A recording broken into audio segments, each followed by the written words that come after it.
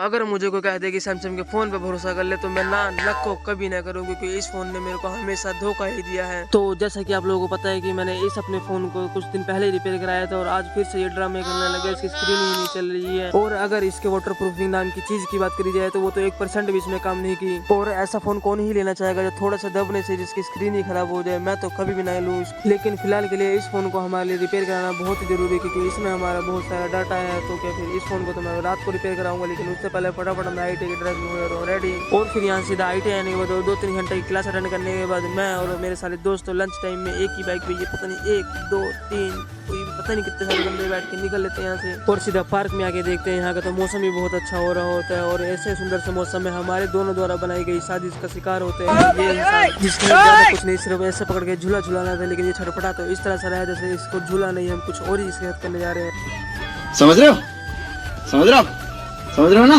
तो उसके बाद हम इसको यहाँ पे छोड़ के हम अपने साथ लाए हुए इतने सारे खानों को यहीं पे खत्म करते हैं। और उसके बाद मैं यहाँ से और सीधा यहाँ आ जाता हूँ जहाँ पर हमको इन 2 प्राणी के साथ दिखते हैं। ये 2 प्राणी जो यहाँ रोड पर बैठ के हमें भीख मांगने के तरीका बता रही होती है, लेकिन इनका ये तरीका थोड़ा कैजुअलिटी को पार नहीं कर रहे हैं।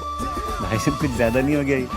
मतलब कुछ भी। और इतनी देर में हमारे रवि भाई हमारे सबके लिए लेके आते हैं चाय। वैसे तो मैं चाय पीता नहीं हूँ, लेकिन दोस्तों से बात आ जाए तो कभी करा 2-2.5 महीने में एक बार तो चली जाती है। तो क्या फिर दोस्तों से यहीं बैठ के चाय को करते हैं एंजॉय। और फिलहाल यहाँ से चाय पीने के बाद मैं आया तो सीधा यहाँ से 22 के मोबाइल मार्केट, क्योंकि आज हमको फोन भी तो अपना रिपेयर कराना है। और यहाँ आने के बाद 1-2 दुकान भटकने के बाद हम अपना फोन कराते हैं यहाँ पर रिपेयर। और यहाँ पे फोन कराने के चक्कर में दोपहर के 2 से शाम के 5 कैसे बज जाते हैं हमें पता ही नहीं चलता है। और इतना ज्यादा समय लेने के बावजूद भी ये हमसे और समय मांग रहे होते, तो मैं तो कहता हूँ कि भैया आप मेरा फोन ही रखो, मैं कल ही आके लूंगा। तो मैं अपना फोन यहीं छोड़ के निकले तो सीधा यहाँ से घर के लिए।